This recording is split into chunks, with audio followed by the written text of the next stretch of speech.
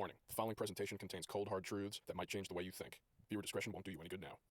The hype surrounding Star Wars The Last Jedi has gotten a little out of hand, with 12 to 15 new articles popping up every time a cast member farts, articles that tend to be packed with spelling errors, and just reek of general stupidity and uselessness.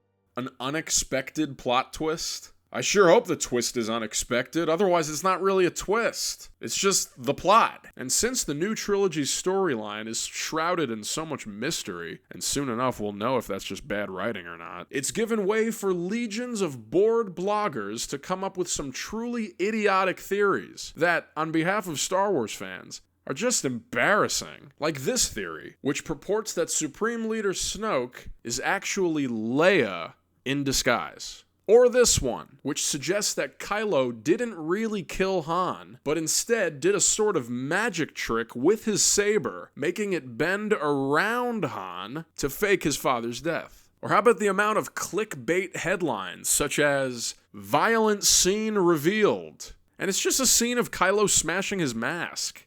How the fuck is that violent? In order to be considered violent, someone needs to be getting hurt. An inanimate object being broken is just... I don't even know what that is. This article suggests that there's actually evidence that Snoke is a woman. What is that evidence? They say his action figure has boobs.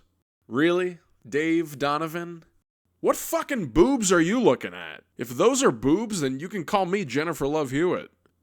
Is that reference outdated? And just recently, fans thought they saw a subtle Darth Vader face hidden in the imagery of the movie's poster. Alright, everybody needs to calm the fuck down. If you're seeing Darth Vader in that poster, then you might as well claim that he appears in this poster too. And this one. Yep. I don't even think this is a real poster, but it still has it. Yep. Sure, why not? Alright, you get the idea. There might be a hidden Darth Vader in the new Last Jedi poster, and we're gonna need a minute. I don't like articles that sound like they're written by a 12-year-old girl. It seems the positioning of the characters make up Darth Vader's face mask. And OMG, what now? I'll tell you what now. Now you go home and you hang yourself. A nice painting. Just watch the fucking movie when it comes out and go on with your shitty life. Yes, it's obvious that this is going to be a better film than Force Awakens in nearly every way. But if everything we're hearing about this movie is true, the fact that it introduces new ideas to the Star Wars lore, the fact that it goes deeper into the characters, the fact that it contains surprising twists, unless they're just lying about all that shit, this movie is not gonna suck that bad. And as much as the cast will have you believe that this movie is drastically different than The Force Awakens, it's important to remember that as a filmmaker, Rian Johnson has a lot more in common with J.J. Abrams than you'd probably like to admit. The two directors both suffer from the same lens flare overuse disorder. Everyone knows that J.J. had a lens flare problem. He even admitted it. But what about Rian? Take a look at this scene from Looper, for example. And this scene from Looper. And this one. And... Jesus fucking Christ! He's worse than JJ! Dude. This is not a good sign.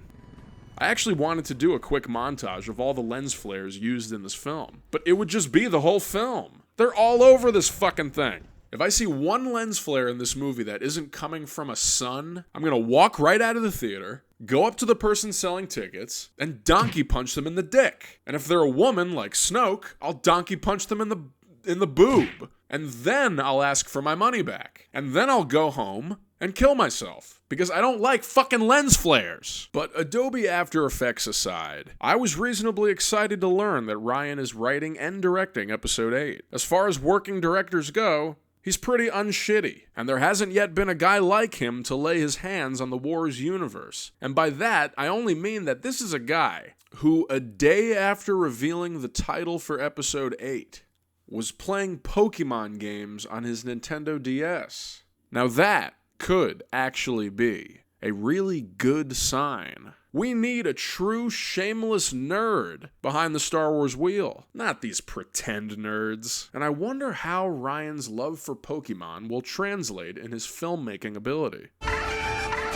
We are now in the final days of the before Ryan era. Since he was recently slated to work on another handful of Wars films, Disney was obviously not disappointed with The Last Jedi. If I were to rate the hype for this film, I would give it a 12 out of 10 on the bad scale, which is very ungood. So I want to say for the very last time before this movie comes out, that all of your Rey theories are and always have been fucking terrible. You stay here.